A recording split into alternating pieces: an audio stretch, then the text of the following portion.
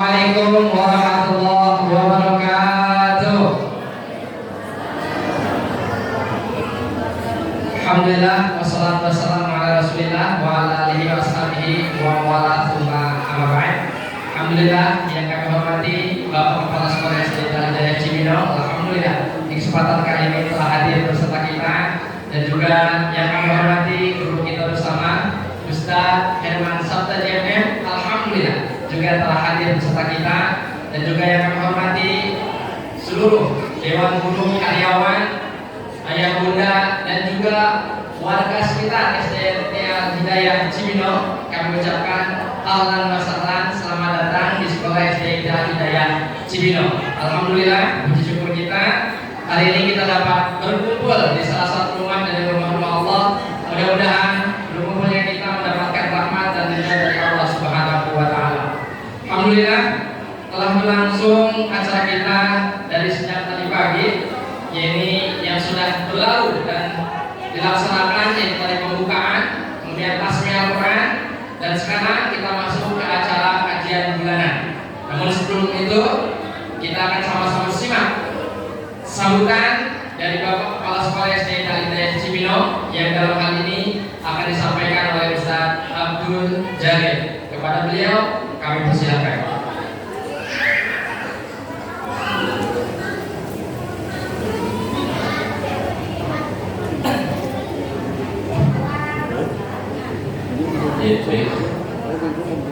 Bismillahirrahmanirrahim. Assalamualaikum warahmatullahi wabarakatuh. Waalaikumsalam warahmatullahi wabarakatuh. Apa kabar semua ya? Alhamdulillah sehat semua ya, insyaallah ya. Alhamdulillah wassalatu wassalamu ala Rasulillah wa ala alihi wa sahbihi wa man wala amma ba'd.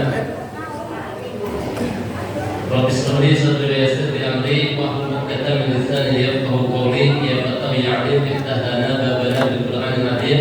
Nasrun minallahi wa fathun qarib wa basyiril mu'minin.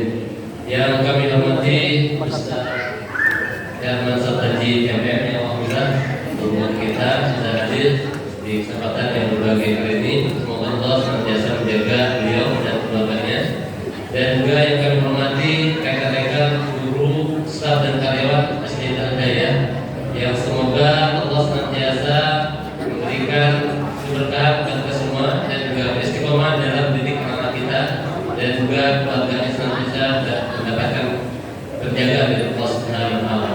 Dan juga pada ayah bunda yang hadir di Masjid Jamiah Sultan, baik itu yang hadir di streaming ya, di YouTube, channel YouTube SD Hidayah, yang mudah-mudahan kita semua berada dalam lindungan Allah Subhanahu wa Ta'ala dan berkahi dari Allah Subhanahu wa Ta'ala. Dan juga pada bapak dan ibu warga sekitar sekolah di lingkungan SD Hidayah yang tidak bisa saya sebutkan satu persatu, selamat datang atas kehadirannya. Semoga kita semua bisa mendapatkan kebaikan dan senantiasa diberikan keberkahan dari Allah Subhanahu wa Ta'ala. Dan juga tidak lupa dari mitra kerja kami dari SD Hidayah, ada seperti Buta dari kantin dan yang lainnya tidak bisa saya sebutkan. Pada jamaah sekalian semuanya, mudah-mudahan kita berkumpulnya di sini. Mari kita sama-sama niatkan teruskan niat kita. Mari kita untuk bersama-sama mencari ridha Allah Subhanahu wa Ta'ala.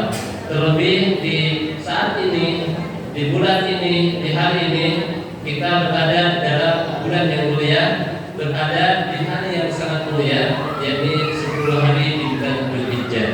Di mana kemuliaan ini kita bisa melihat sampai Nabi mengatakan bahwa hari di amalan pada bulan ini, pada hari ini, di 10 bulan Dzulhijjah, maka Allah mengatakan alhamdulillah, apabila kita beramal soleh, amal soleh ini melaksanakan sholat, bersedekah, thalabul ilmi itu terus amal soleh, kemudian berpuasa.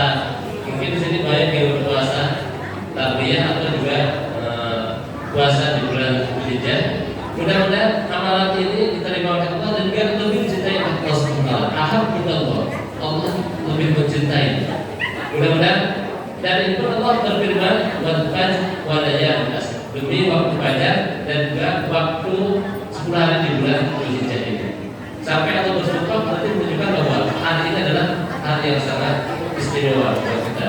Dan belum tentu kita bisa bertemu lagi dengan bulan atau Dzulhijjah kecuali kalau kita diberikan umur panjang dan Allah Subhanahu wa taala untuk tahun depan.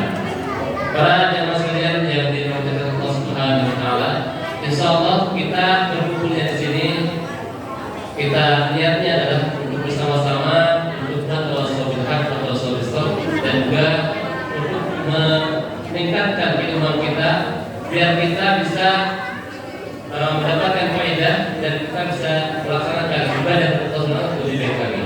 Dan kebetulan tema yang di pagi hari ini yang kita akan kaji adalah pesan pendidikan dari kisah Nabi Ibrahim alaihissalam dan juga Nabi Ismail alaihissalam yang nanti akan dipaparkan oleh Ustaz kita. Semoga dengan kehadiran kita ini kita bisa menyimak, mencatat dan memahaminya, dan juga nanti mudah-mudahan bisa mengamalkannya dalam kehidupan sehari-hari. Barakallahu fikum. Terima kasih atas perhatian dan kerjasamanya, dan terima kasih. Mohon maaf. Assalamualaikum warahmatullahi wabarakatuh. Waalaikumsalam warahmatullahi wabarakatuh. Jazakallahu khairan katsir atas sambutannya dari Bapak Kepala Sekolah SD Hidayah Cibinong. Alhamdulillah, hadirin yang dirahmati Allah Subhanahu wa taala. Materi kita Ustaz Herman tadi ahlan masyarakat, silakan bisa menempati tempatnya. Insyaallah sebentar lagi kita akan simak kajian bulanan dengan tema pesan pendidikan dari kisah Nabi Ibrahim dan Nabi Ismail yang insyaallah akan disampaikan oleh Ustaz Herman Sabtaji MM.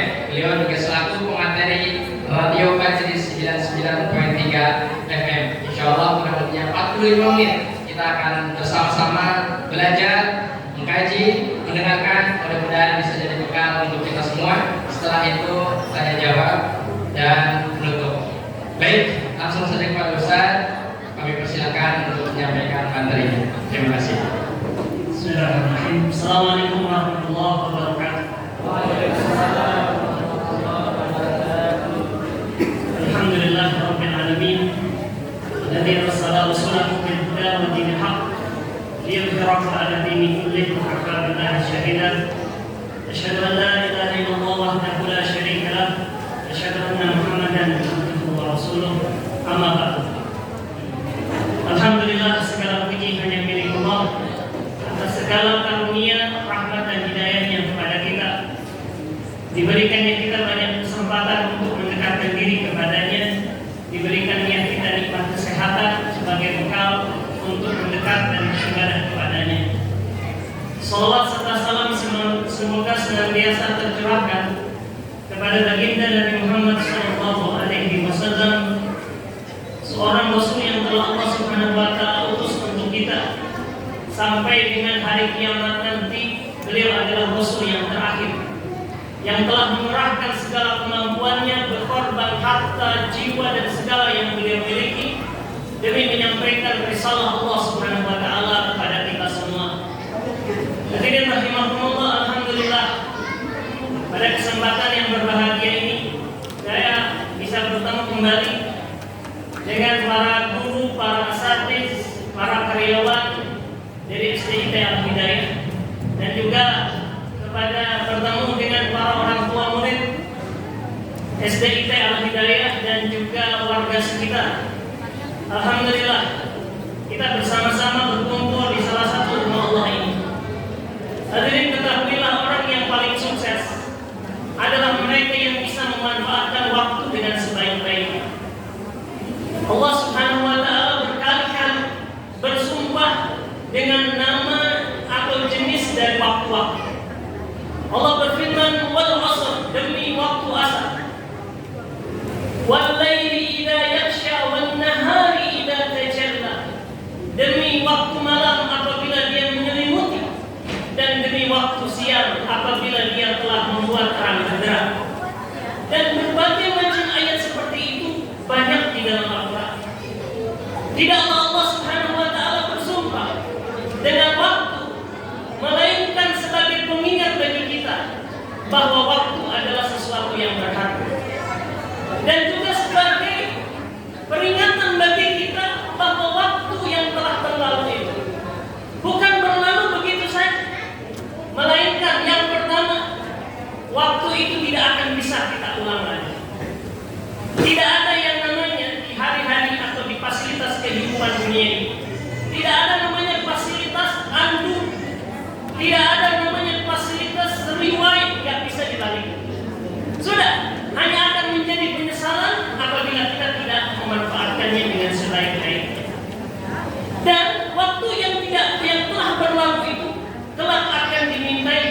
pertanggungjawaban di sisi Allah Subhanahu wa taala.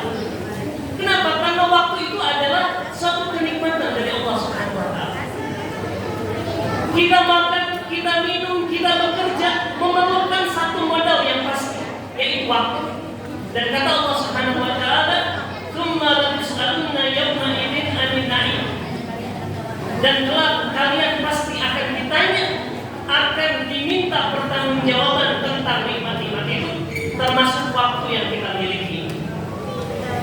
Sebagaimana yang disampaikan oleh Ustaz Abdul Jalil tadi, bahwa kita saat ini berada di hari-hari yang termulia, yaitu di 10 hari pertama di bulan Dzulhijjah, dan hanya menyisakan 3 hari saja, yaitu hari Sabtu ini, hari besok, hari Minggu, dan yang terakhir di tanggal yang ke-10 di bulan Dzulhijjah, yaitu pada hari Senin.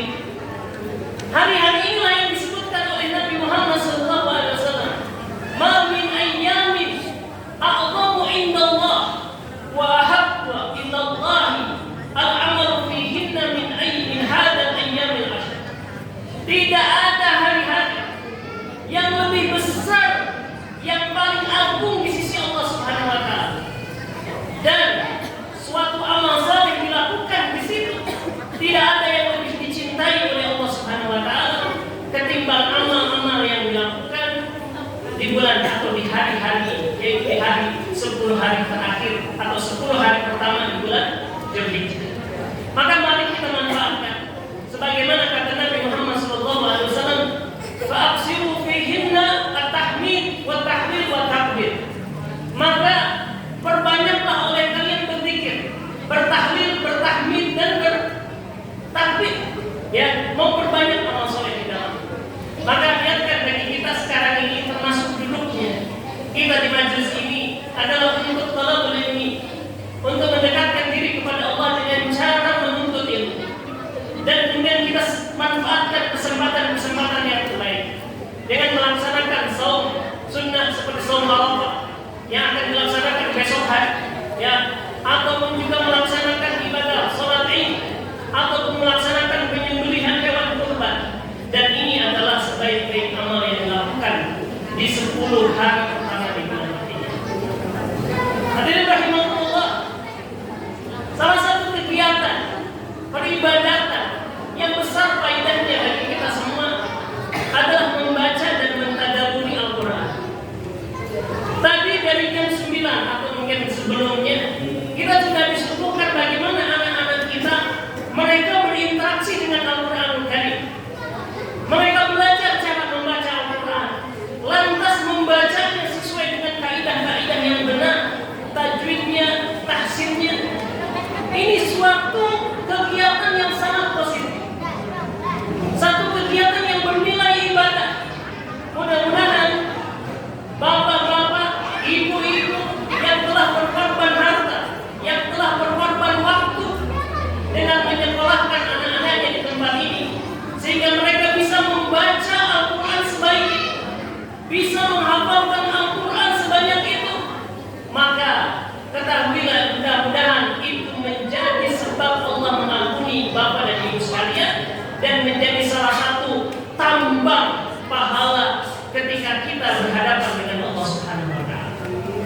Nah, kemudian salah satu interaksi Al-Quran yang lain, selain belajar cara membacanya, menghafalnya, adalah berinteraksi dengan Al-Quran, memahami Al-Quran. Karena memang diturunkannya Al-Quran itu maksudnya adalah agar Al-Quran itu dipahami dan dilaksanakan. Kalau hanya dibaca saja, tidak dipahami, maka itu bukanlah tujuan diturunkannya Al-Quran. Karena sejatinya tujuan Al-Quran itu adalah untuk dipahami dan dilaksanakan. Oleh karena itu, di samping kita banyak membaca Al-Quran, maka kita harus banyak membaca, mengerti, mentadaburi, lantas mengamalkan kandungan Al-Quran. Hadirin rahimakumullah, kalau kita baca Al-Quran dari juz 1 sampai juz 30, yang jumlahnya 114 surat, yang ada 6.000 ayat di dalamnya, maka kita akan dapati bahwa isi dari Al-Quran itu terdiri dari 3 kategori. terdiri dari 3 kelompok isi. Yang pertama hadirin, isi Al-Quran adalah berbicara tentang Allah dan ketuhanannya. Di sana Allah Subhanahu wa taala menjelaskan kemahakuasaannya. Dialah Allah Subhanahu wa taala yang Maha menciptakan. Dialah Allah Subhanahu wa taala yang menciptakan langit, bumi dan segala sesuatu. Dan juga Allah Subhanahu wa taala mengatakan, karena Dia menciptakan, Dia yang kemudian memberikan rezeki dan mengatur alam semesta ini, maka Dia satu-satunya Tuhan yang harus diibadahi. Dan inilah yang kita dapatkan di dalam isi Al-Quran, menetapkan ketauhidan kepada Allah Subhanahu wa taala. Allah memperkenalkan dirinya, memperkenalkan kekuasaannya, keagungannya. Ini isi yang pertama. Isi yang kedua adalah hukum-hukumnya. Bahwa Allah Subhanahu wa taala telah menetapkan syariat bagi umat manusia untuk dilaksanakan. Maka di dalam Al-Quran kita dapatkan perintah sholat 5 waktu, perintah untuk melaksanakan shaum Ramadan, perintah untuk melaksanakan zakat dan segala macam hukum-hukum yang lain. Banyak sekali, baik yang dicantumkan secara global. Ya, ini adalah kebanyakan hukum-hukum ini disebutkan di dalam Al-Quran secara global. Misalkan tentang zakat, ya, di dalam Al-Quran disebutkan kewajiban untuk berzakat.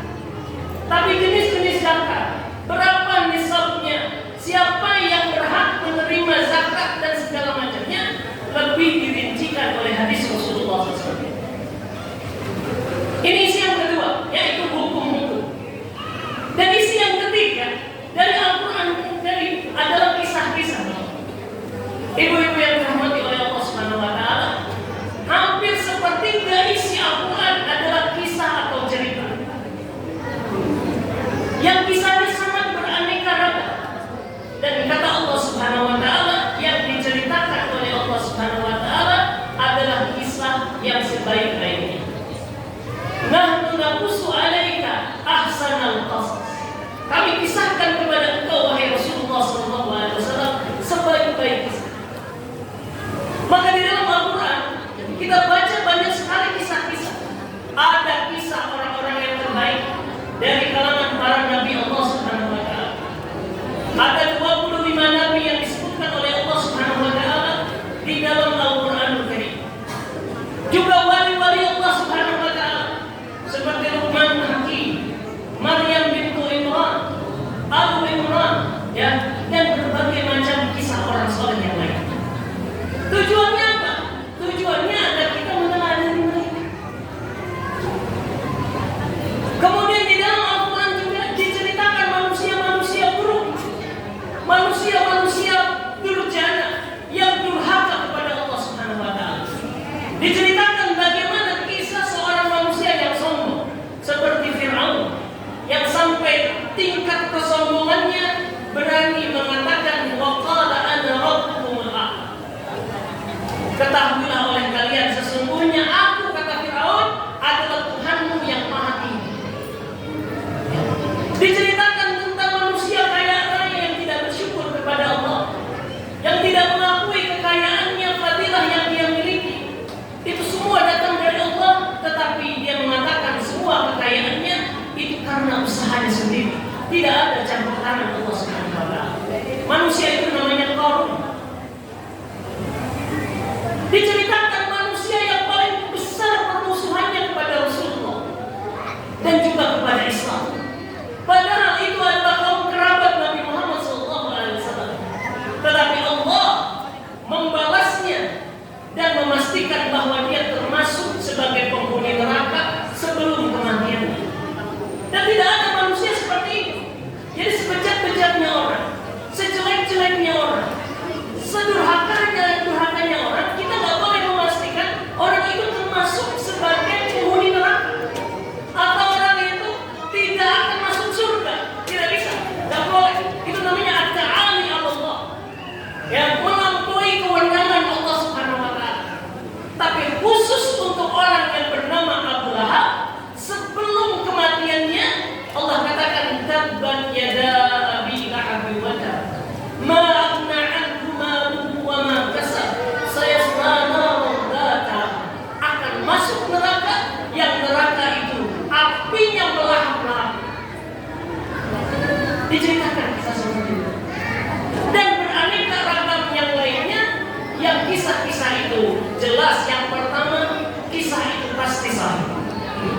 pasti benar terjadi. Bukan kisah dongeng, apalagi hoax atau hoax. Yang kedua, kisah itu adalah ahsanul qasas, kisah yang sebaik-baiknya. Karena kalau diceritakan oleh Allah Subhanahu wa taala pasti mengandung hikmah yang luar biasa. Dan kisah di dalam Al-Qur'an adalah anfa'ul qasas, kisah yang paling bermanfaat. Ini manfaatnya bisa kita dapatkan dalam kehidupan sehari-hari. Kisah manusia terbaik, bagaimana kita meneladani mereka. Kisah orang-orang dulu, bagaimana kita tidak menjadi seperti mereka. Dan banyak kisah yang lain. Itulah keunggulan kisah-kisah di dalam Al-Quran. Paling sahih, paling bagus ceritanya, dan yang tiga adalah paling bermanfaat. Nah, pada kesempatan kali ini karena kita memanfaatkan momen Dzulhijjah, ada dua ibadah agung yang disyariatkan oleh Allah Subhanahu wa taala di bulan ini. Yang pertama adalah ibadah haji ke Baitullah, ke tanah Mekah. Ya. Yang kedua adalah penyembelihan hewan atau yang disebut dengan Yaumul Adha, hari berkurban, atau Yaumun Nahar, hari menyembelih hewan kurban. Nah, dua peribadatan ini berkaitan dengan seorang hamba Allah Subhanahu wa taala yang Allah angkat menjadi nabi, yang kemudian kisahnya kita dapatkan, namanya kita dapatkan banyak sekali di dalam Al-Quran. Nabi itu adalah Nabi Ibrahim alaihissalam. Nabi Ibrahim alaihissalam disebutkan oleh Allah Subhanahu wa taala 65 kali di dalam Al-Quran.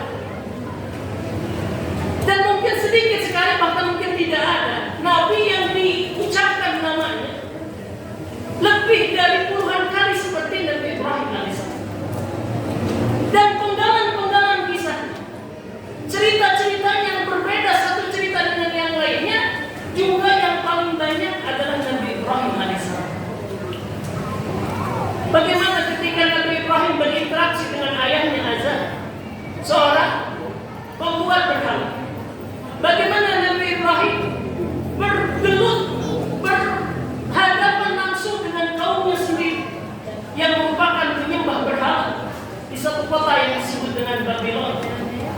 Lantas pengembaraannya ke suatu kota yang disebut dengan Haram, yaitu suatu kota perbatasan antara Irak dengan Turki. Sekarang masuk wilayah Turki.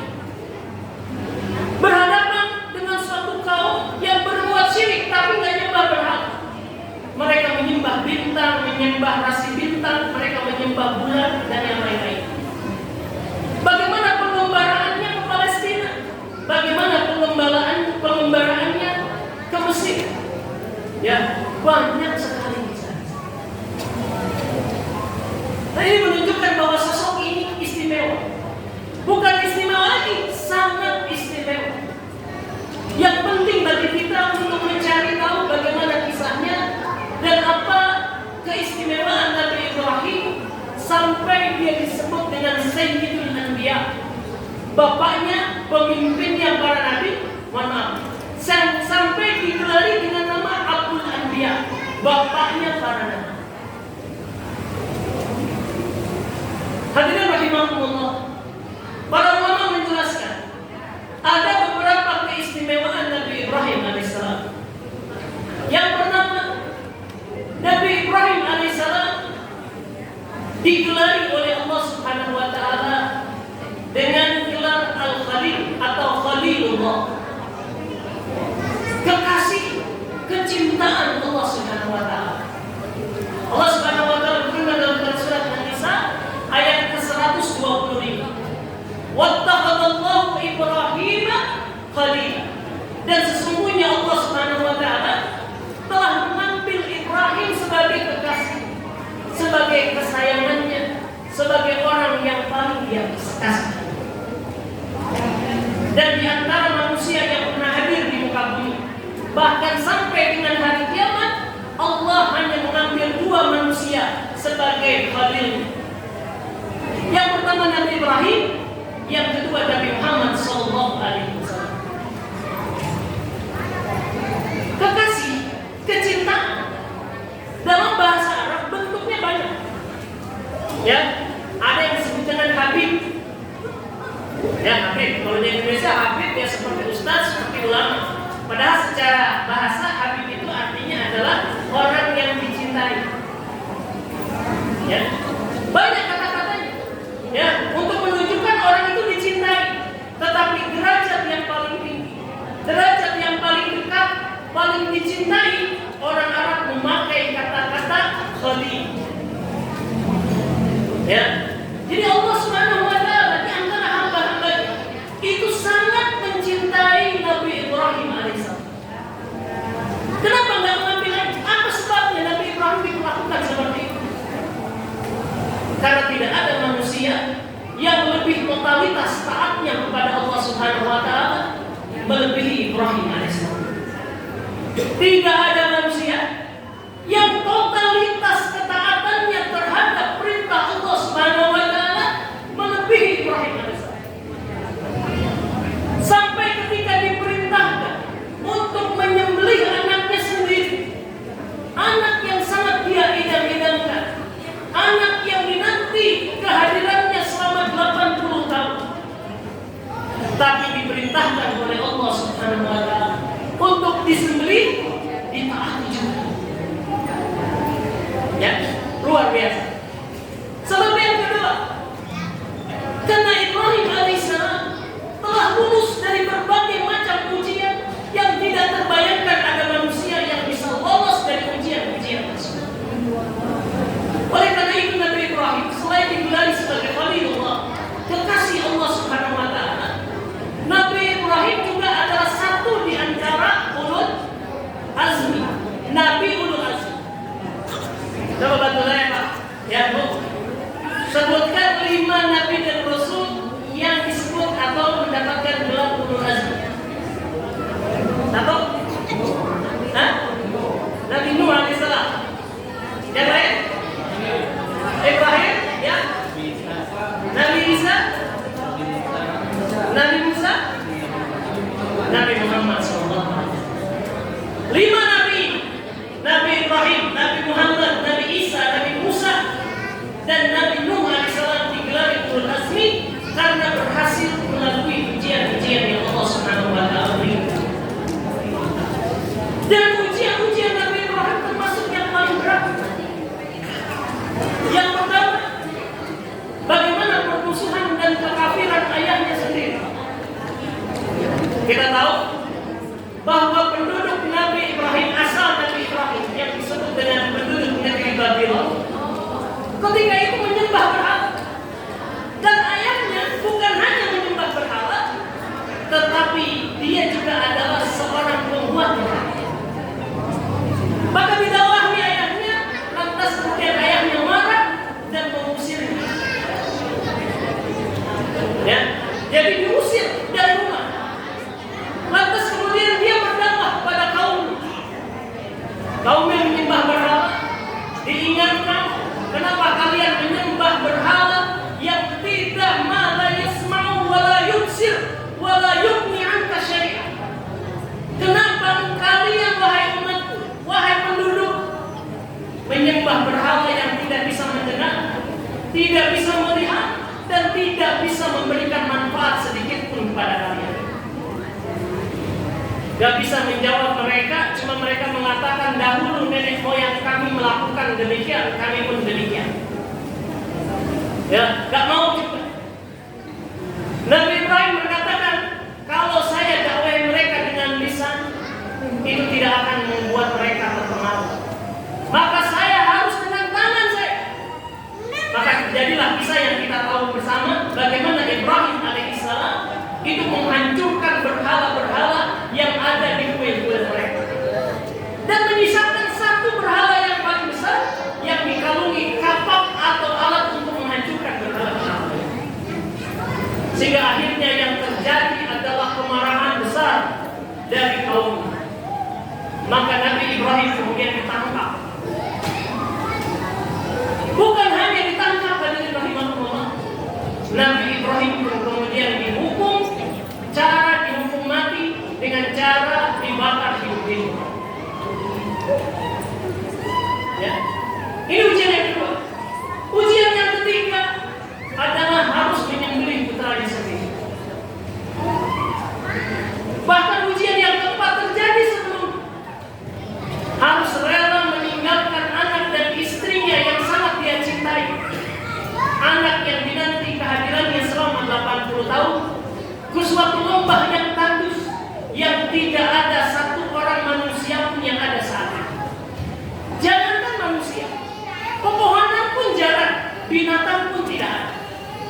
Tapi kemudian itu semua ditaati oleh Nabi Ibrahim. Nah, karena ujian-ujian itulah hadirin rahimahullah, Nabi Ibrahim mendapatkan gelar Khalilullah, kekasih Allah Subhanahu. Ini keistimewaan Nabi Ibrahim yang pertama. Keistimewaan yang kedua, Nabi Ibrahim selalu kita sebutkan namanya minimal 4 kali di setiap kita sedang salat.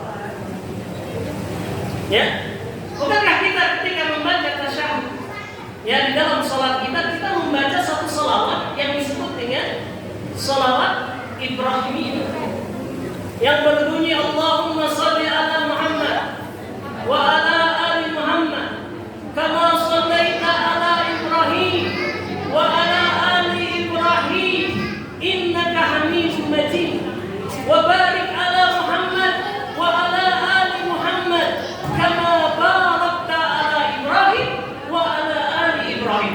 4 kali. Ya. Ini menunjukkan sosok yang istimewa. Bahkan di situ salawat Ibrahimiyah itu diajarkan Nabi, berarti diwahyukan oleh Allah. Diajarkan oleh Allah kepada Nabi Muhammad, disampaikan kepada kita. Di situ ada kata-kata kama barakta ala Ibrahim wa ala ali Ibrahim. Sebagaimana engkau telah memberkahi Ibrahim dan keluarga Ibrahim. Jadi Nabi Ibrahim telah nyata-nyata disaksikan oleh Allah, dia adalah sosok orang yang diberkahi. Gak ada manusia yang mengklaim saya adalah orang yang penuh berkah, kan? Ya. Tapi Nabi Ibrahim dipersaksikan oleh Allah dan Rasulnya, dia adalah sosok orang yang diberkahi. Dan salah satu buktinya adalah setiap Nabi dan Rasul yang datang setelah Nabi Ibrahim, semuanya adalah keturunan dari Nabi Ibrahim. Ya. Dari Nabi Ismail kemudian muncul Nabi Muhammad SAW.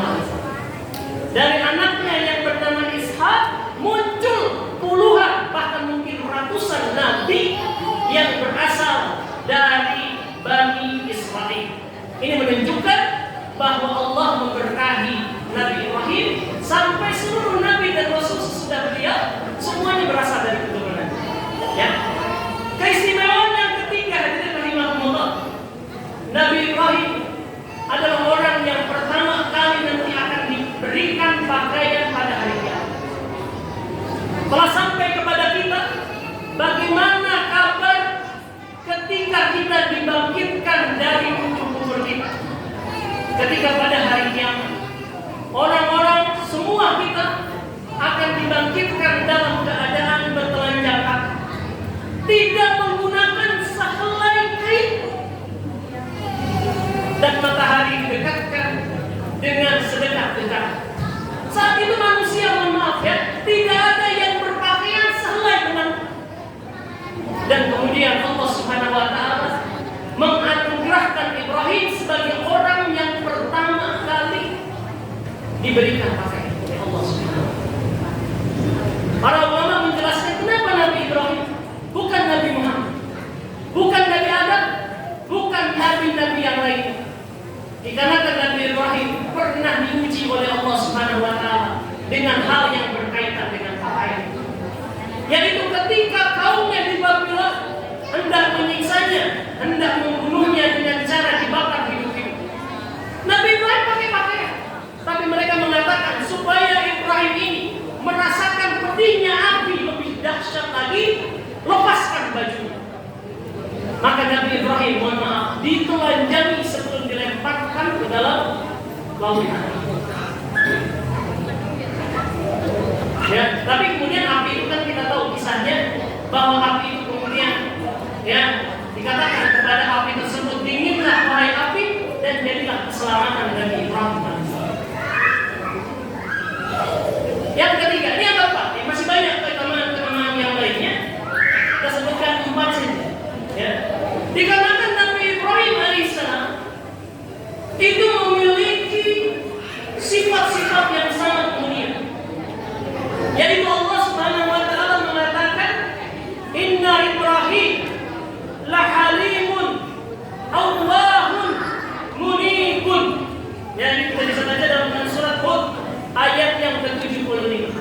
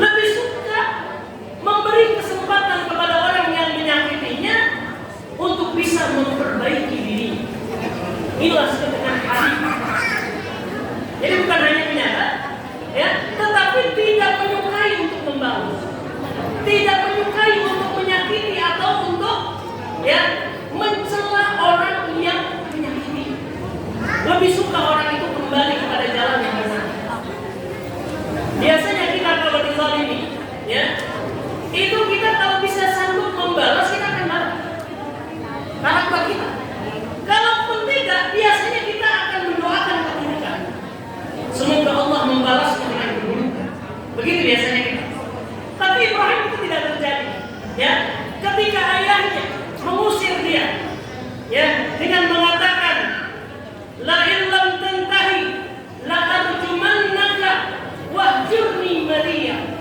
Ya Ibrahim, kalau engkau tidak berhenti, saya akan merajam engkau. Dan kalau tidak, pergilah engkau sejauh-jauh. Diusir oleh bapak. Tapi apa respon Ibrahim? Dia mengatakan, Assalamun alaikum, sa'astaghfirullah rabbi, innahu kana bi hafiya. Semoga keselamatan untukmu, wahai ayah. Saya akan mintakan ampun untukmu. Dan sesungguhnya dia sangat baik kepadamu. Responnya gitu. Begitu juga ketika kaumnya memanggilnya hidup-hidup dan dia diselamatkan oleh Allah, tidak terucap satupun doa. Padahal Nabi Ibrahim adalah orang yang paling banyak berdoa. Kita banyak hafal dari kisah Nabi Ibrahim doa-doa. Misalkan kalau pengen punya anak yang saleh, kita doa, Rabbi habli minas salihin. Ya, kalau kita ingin anak kita menjadi orang yang menepati salat, ya, kita doanya juga ada kan? Ya, Rabbi ij'alni muqimas salat. Ya, wa min dzurriyyati. Banyak Nabi Ibrahim adalah orang yang paling banyak berdoa. Tapi tidak ada satupun doa yang diucapkan Ibrahim untuk kecelakaan orang lain. Termasuk kaumnya yang memandang hidup ini. Ya, inilah yang disebut dengan kali akhlak yang sangat mulia, penyabar yang tidak suka membalas dan mendoakan keburukan untuk lawannya atau orang yang menyakiti. Ya. Kemudian Nabi Ibrahim juga awwab, artinya sangat takut kepada Allah, yang menyebabkan Nabi Ibrahim banyak berdoa dan bergantung kepada Allah.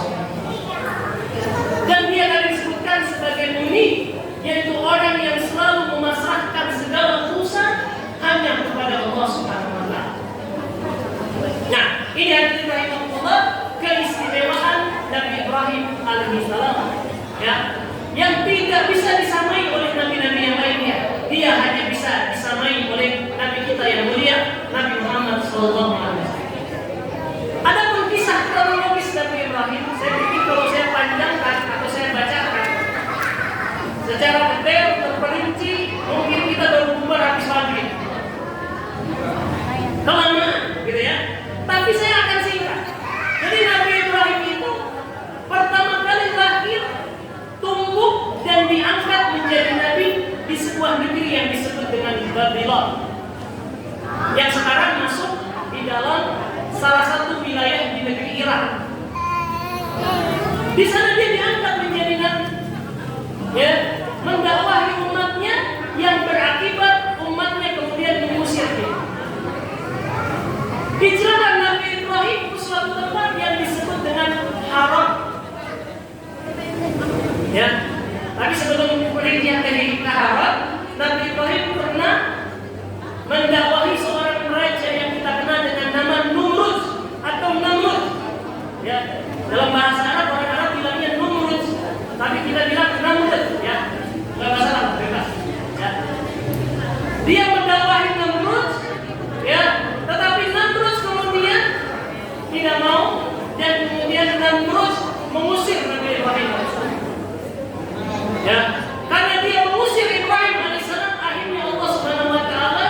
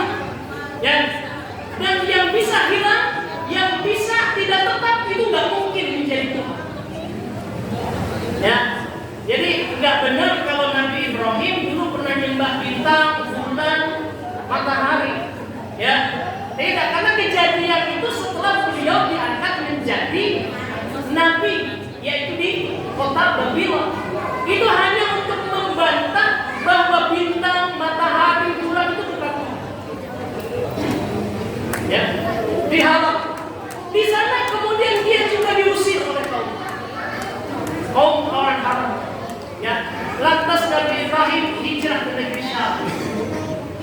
Di Syam, Nabi Ibrahim bertemu dengan sepupunya yang bernama Lut. Lantas kemudian keduanya diangkat oleh Allah jadi nabi. Nabi Lut juga kemudian mendakwahi suatu kaum yang masuk wilayah perbatasan Syam, yaitu kaum Sodom. Nah, kita tahu penyimpangan kaum Sodom seperti itu, ya, yaitu kaum LGBT. Sementara Nabi Ibrahim alaihissalam melanjutkan dakwanya di Syam. Nabi Ibrahim juga pernah ke Mesir. Dan inilah keistimewaan Nabi Ibrahim, selalu berpindah-pindah berjuang di jalan Allah Subhanahu wa taala. Walaupun banyak berjuang, ya, dan dia memiliki seorang istri dari penduduk negeri Haram namanya Sarah. Dan Sarah adalah wanita yang paling cantik di dunia ketika itu. Diuji oleh Allah Subhanahu wa taala ketika dia ke Mesir, ya, muncul satu raja yang sangat-sangat zalim, termasuk suka merebut istri orang. Tidak ada satu orang pun wanita yang menarik perhatian dia kecuali akan diambil, termasuk Sarah, ya. Tapi kemudian Allah Subhanahu wa taala menyelamatkan Sarah, ya, dan mereka bisa kembali ke Syam. Ujian Nabi Ibrahim tidak berhenti sampai di sana. Ujiannya adalah mereka berdua, Sarah dengan Nabi Ibrahim alaihissalam. Usia mereka sudah semakin tua. Nabi Ibrahim sudah berusia 80 tahun. Tetapi mereka belum memiliki anak. Sudah 80 tahun. Tetapi Nabi Ibrahim, kita katakan tadi, dia adalah seorang Nabi Allah Subhanahu wa taala yang banyak berdoa kepada Allah Subhanahu wa taala. Sehingga Nabi Ibrahim alaihissalam memperbanyak doa kepada Allah Subhanahu wa taala. Rabbi habli minas salihin. Ya Allah, berikanlah kepada saya keturunan yang saleh. Nabi Ibrahim yakin, berapapun usia dia, berapapun usia Sarah, kalau Allah berkehendak pasti bisa punya anak. Padahal mungkin kalau orang manusia zaman sekarang, kalau perempuan katanya kalau udah usia 40 tahun, itu rahimnya sudah mulai mengering dan sulit punya anak. Ya, akhirnya dia pasrah dengan ketentuan manusiawi seperti itu. Ya, tidak memperbanyak doa kepada Allah Subhanahu wa taala. Kalaupun usaha yang dilakukannya hanya usaha-usaha manusiawi, datang ke dokter, terapi ini, tenaga itu, tapi lupa berdoa kepada Allah Subhanahu wa taala. Bayangkan Nabi Ibrahim 80 tahun tidak pernah jemu, tidak pernah merasa segan berdoa kepada Allah, Rabbi habli minas salihin. Dan akhirnya Allah Subhanahu wa taala memberikan anak. Tapi bukan dari Sarah. Yang kita tahu ceritanya hadirin, bahwa Sarah ini punya seorang budak yang bernama Hajar. Ya, karena kasihan Ibrahim 80 tahun tidak punya anak, mungkin Sarah menganggap mungkin sebab tidak punya anaknya itu saya. Maka kalau saya berikan Hajar kepada Ismail untuk dinikahinya, mungkin dia punya anak. Akhirnya diberikan, nikahilah wahai suami. Benar nih, ridho. Ya, akhirnya diberi. Nah, tak lama kemudian, ya, Hajar mengandung. Lantas kemudian melahirkan seorang anak yang bernama Ismail. Sarah yang tadinya tidak masalah, bahkan untuk tujuan itulah dia hadiahkan Hajar kepada suaminya. Itu kemudian menjadi pencemburu. Bukan cemburu karena Hajar lebih cantik, bukan cemburu karena Ibrahim lebih sayang kepada Hajar, bukan. Semata-mata karena Hajar dianugerahkan anak lebih tua. Sampai kemudian Sarah meminta, ya Ibrahim, bawa Hajar pergi. Saya nggak akan mau lagi lihat Hajar. Kalau Hajar masih saya lihat,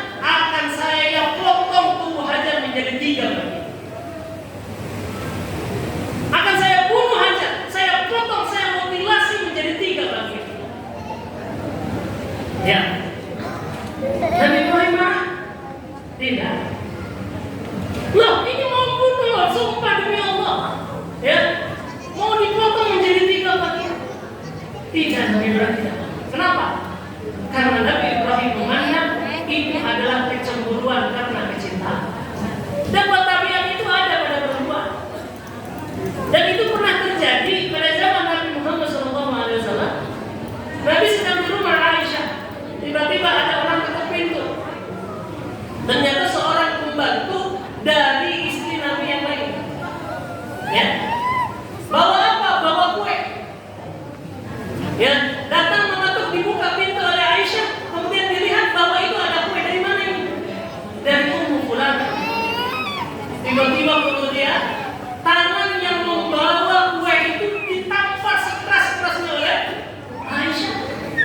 Sampai kue itu berhamburan dan bejananya pecah. Kenapa? Cemburu. Ngapain di rumah saya masih kue? Nabi marah nggak? Padahal itu makanan loh, nggak boleh. Nabi nggak pernah menyanyiakan makanan. Nabi nggak marah. Yang dilakukan oleh Nabi ngambil nampan yang lain, dipunguti itu makanannya. Ya, makanannya dipunguti, kemudian pecahan-pecahan tadi yang bejana itu dikumpulkan supaya nggak membahayakan, dan kemudian dikasih lagi. Oh, kenapa? Sama, karena Nabi juga tahu itulah karakter sifat dari wanita. Kalau cemburu, jangan dimarahin, kita juga hilang. Biasa saja, itu tanda mencintai seorang. Ya. Tapi Hajar terpaksa harus kalau enggak, dia akan dibunuh oleh Sarah yang sedang terbakar api cemburu. Ya, dikatakan kemudian Sarah menyesali. Ya, ucapannya yang akan memotong Hajar menjadi 3 bagian, dan dia kemudian membayar kafarat sumpahnya, ya, supaya tidak jadi, karena tidak jadi ya melakukan sumpah. Ya, tidak jadi ya. Tapi keputusannya tetap Hajar harus dibuang, Hajar harus dijauh. Maka Nabi Ibrahim kemudian membawa Sarah pergi dari satu tempat ya, yang tadinya mereka sudah hidup di sini lama di Palestina, harus pergi berjalan entah kemana sampai Allah berikan petunjuk. Sampailah mereka di suatu lembah yang sangat tandus.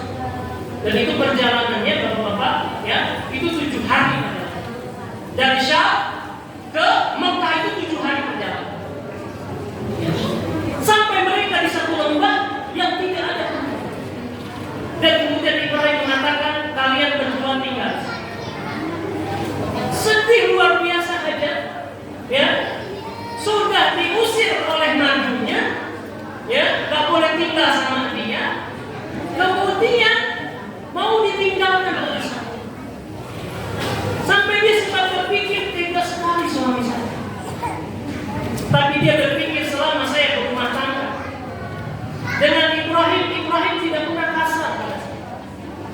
Sangat lembut, sangat kasih sayang. Gak mungkin maksudnya menelantarkan saya. Maka ditanya oleh Hajar, apakah Allah yang memerintahkanmu meninggalkanku di sini? Ibrahim mengatakan, iya, Allah yang memerintahkan saya meninggalkan kalian. Kalau Allah yang memerintahkan, niscaya dia tidak akan menyia-nyiakan. Ya, ditinggalkanlah Hajar dan anaknya yang masih kecil.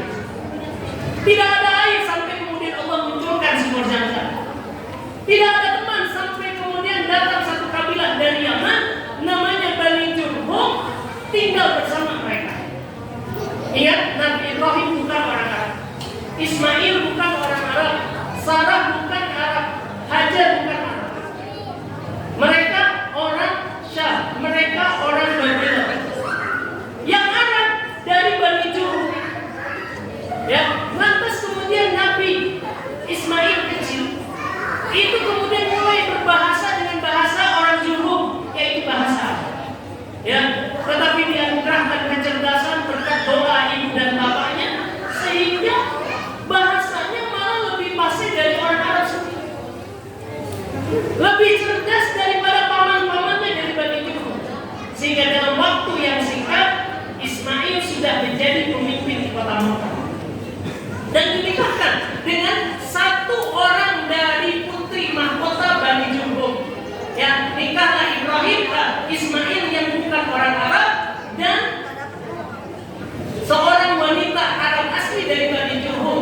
Makanya keturunan Nabi Ismail disebut dengan musta'ribah, yaitu Arab blasteran, Arab keturunan. Karena aslinya Nabi Ismail bukan orang Arab. Nah, hadirin rahimahullah, singkat cerita, setelah Hajar meninggal dunia, Nabi Ibrahim sering berkunjung ke kota Mekah. Jadi kita sudah sampai berikutnya ya, mau penyembelihan Nabi Ibrahim dan Nabi Ismail. Ya, sering berkunjung untuk mendidik anak. Dikatakan bahwa saat itu Allah memberikan buraq, kendaraan yang membawa Nabi Isra Mi'raj kepada Ibrahim alaihissalam, sehingga sering bisa berkunjung ke Ismail. Ya, kata Nabi Ibrahim datang, ya kita tahu suruh menceraikan istri dari Ismail. Ya, di satu lain kesempatan suruh mempertahankan istri yang ini. Pernah datang untuk sama-sama membangun Ka'bah. Dikatakan, wahai anak, maukah kau menolongku? Mau ayah. Allah memerintahkan kita untuk membangun rumah. Ayo, saya bantu. Maka dibuatlah Ka'bah. Ditinggikan dindingnya sampai ketika dindingnya sudah tinggi, Nabi Ibrahim sudah tak bisa jangkau oleh paling atas. Maka disediakan batu untuk untuk bertumbuh. Ya, maka disebut dengan itu maqam Ibrahim. Ya, siap. Ya, maqam Ibrahim. Nah, itu yang kalau kita lihat di Ka'bah itu Pak, ada semacam kubah kecil di dekat Ka'bah, itu namanya maqam Ibrahim. Ya, maqam Ibrahim itu bukan kuburan Nabi Ibrahim. Maqam Ibrahim artinya tempat berdiri Ibrahim ketika tidak sanggup untuk mencapai bagian dinding Ka'bah. Sampai kemudian kedatangan yang kesekian kalinya, Nabi Ibrahim sering bermimpi dia menyembelih anaknya Ismail. Yang pertama dari Allah. Yang kedua mimpi ini kayaknya ada sesuatu. Yang ketiga mimpi menyembelih Ismail. Pahamlah Nabi Ibrahim, ini adalah wahyu dari Allah Subhanahu wa taala bahwa saya harus menyembelih Nabi anak saya. Ini suara luar biasa. Ya, ujian yang sangat luar biasa. Maka kemudian, dan sebagaimana yang kita baca di dalam Al-Quran, ya, bahwa kemudian Nabi Ibrahim berkata kepada Ismail, wahai Ismail, sesungguhnya aku melihat di dalam mimpiku aku menyembelih. Maka bagaimana menurut? Ya, di sini Nabi Ibrahim mengajak dialog dan menawar.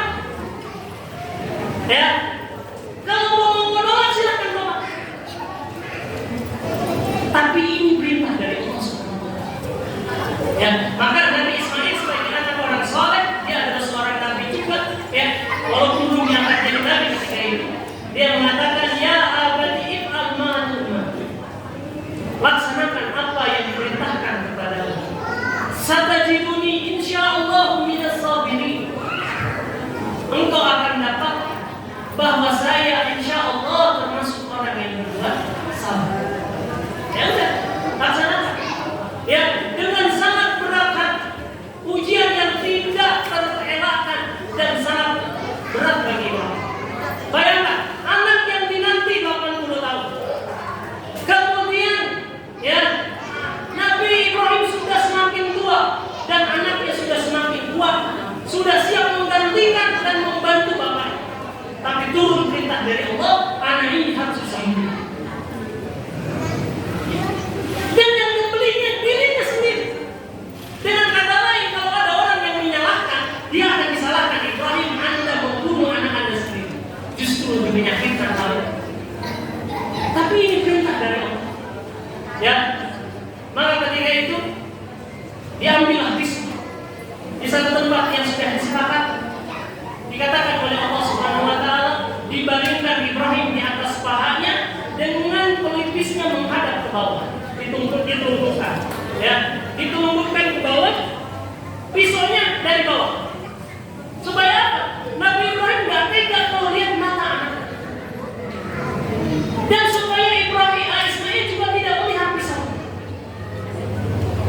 ketika mau digorok, ya tiba-tiba kemudian muncul suara, "Qad sadaqta ru'ya, ya Ibrahim, engkau sudah membenarkan mimpi, sudah membenarkan perintah."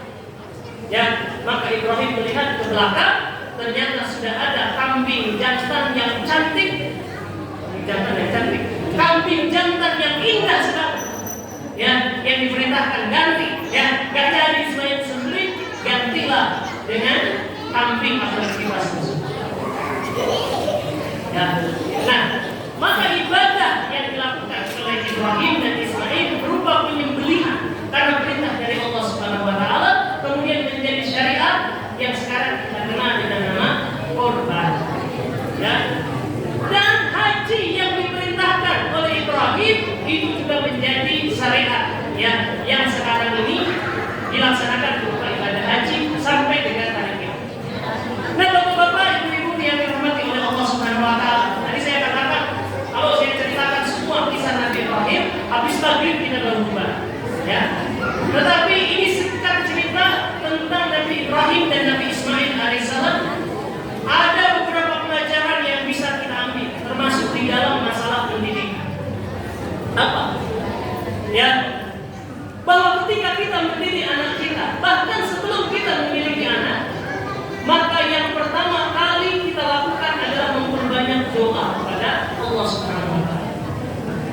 Karena Allah Subhanahu Wa Taala yang menuntun anak kita, yang akan meluruskan anak kita nanti.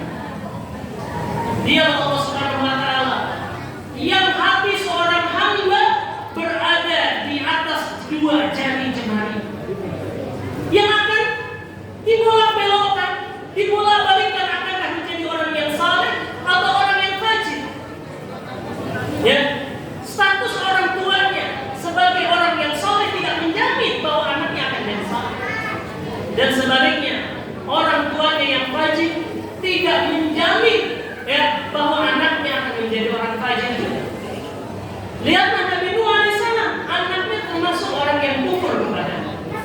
Dan lihatlah Abu Jahal, orang yang paling memusuhi Nabi Muhammad SAW, putranya yang bernama Ikrimah Abi Jahal, ya, itu termasuk sahabat Nabi yang utama. Bahkan termasuk jasanya adalah menaklukkan negeri Syam. Ya, maka perbanyaklah doa sebagaimana Nabi Ibrahim alaihissalam berdoa untuk anak-anaknya. Ya, Rabbi ij'alni muqimas shalah wa min dzurriyyati. Jadikanlah anakku orang yang mendirikan salat. Jadikanlah anakku orang yang saleh. Jadikanlah untuk mereka dari keturunan mereka seorang rasul. Banyak doa yang diucapkan Nabi Ibrahim. Yang kedua, keteladanan, ya, dari seorang ayah berpengaruh besar terhadap kesolehan anak. Kita lihat profil Nabi Ismail alaihissalam, dia adalah seorang anak yang saleh, yang berbakti kepada ibunya, berbakti kepada bapaknya, taat kepada Allah Subhanahu Wa Taala, dan dia melihat itu kepada bapaknya. Jangankan untuk sholat, jangankan untuk ibadah-ibadah yang lain, diminta menyembelih anaknya pun bapaknya siap. Ini menunjukkan ketakwaan yang tinggi kepada Allah Subhanahu Wa Taala. Ya, jadi kalau kita ingin anak kita menjadi anak soleh, berusahalah untuk mensolehkan dirinya sendiri. Ya, bukan hanya sekedar perintah dari Allah, tapi memberikan teladan. Apa yang dilihat dari tingkah laku lebih besar akarnya, dampaknya, pengaruhnya dibandingkan dengan apa yang kita katakan. Karena itu adalah bahasa lisan. Ya, bahasa hal, bahasa perbuatan lebih tertangkap nyata oleh anak. Ya, kemudian faedah yang lain dari rahimahullah. Ketika kita mendidik anak-anak kita, ya, ajarkan kepada mereka hakikat penyembahan terhadap Allah, hakikat ketaatan kepada Allah, sehingga mereka menyadari setiap perintah yang dilakukan oleh Allah, yang kita tuntunkan kepada mereka. Ini adalah bagian ketaatan kepada Allah yang akan memberikan balasan. Ajarkan kepada mereka untuk ikhlas. Maka itulah yang ditanamkan oleh Nabi Ibrahim kepada Ismail alaihissalam. Nabi Ibrahim tidak memaksa,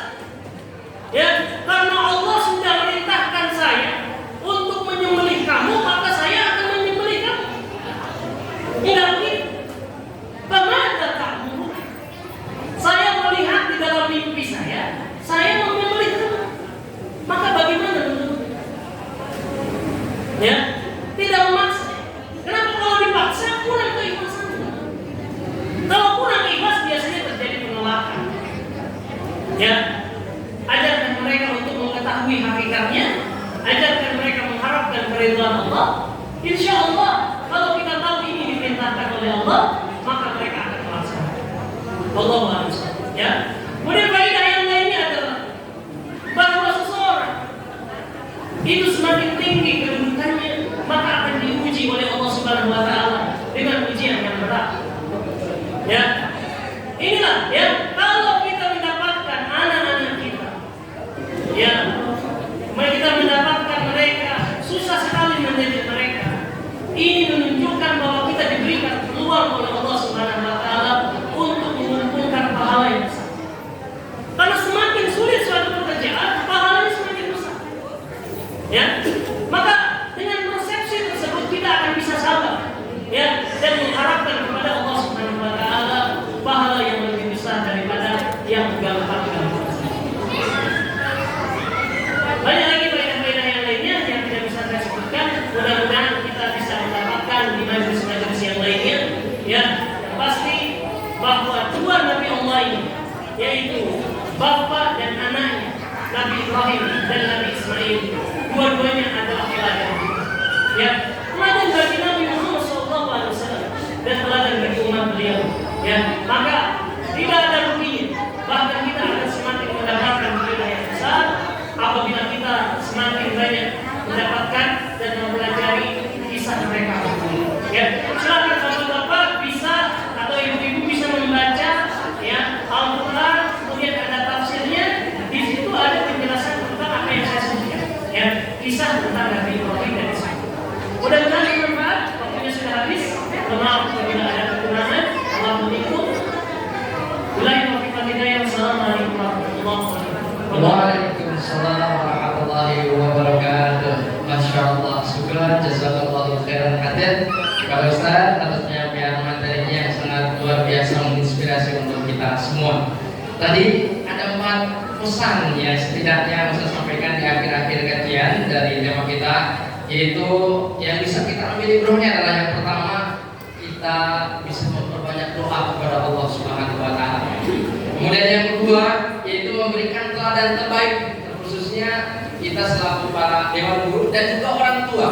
Maka teladan terbaik untuk anak-anak itu sangat diperlukan. Kemudian yang ketiga, mengajarkan hakikat ketaatan kepada Allah Subhanahu wa taala. Dan yang terakhir, ujian pasti akan selalu ada di setiap keadaan dan kedudukan. Ini pesan dari kisah Nabi Ibrahim. Dan sebagaimana di rangkaian acara ada tanya jawab, jika ada, tapi jika tidak ada jangan diadakan. 1 untuk bapak-bapak, 1 untuk perempuan. Dipersilakan kepada hadirin jika ada yang ingin ditanyakan untuk pertanyaan pertama. Dari bapak-bapak mungkin ada yang ingin disampaikan? Atau dari ibu-ibu? Sepertinya sudah paham ya Ustaz. Ada closing statement dari Ustaz atau cukup? Baik, alhamdulillah. Jika dirasa cukup, mudah-mudahan kita bisa menjadikan kisah dari Nabi Ibrahim dan Nabi Ismail sebagai bekal hidup kita.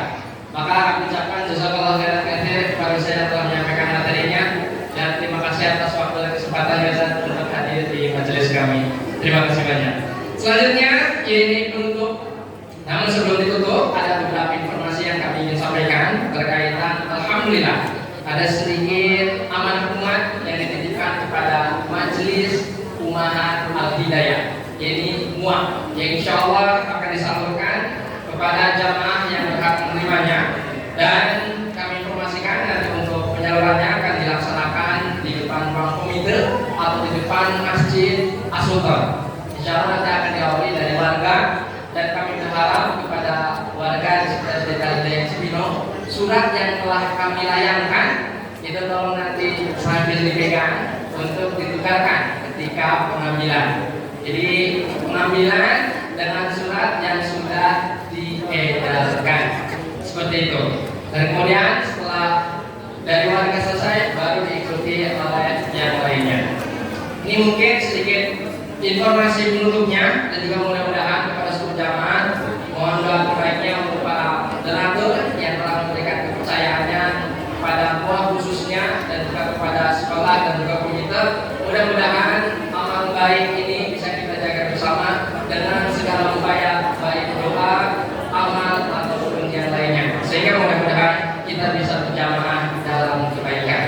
Ini saja mungkin informasi tambahannya.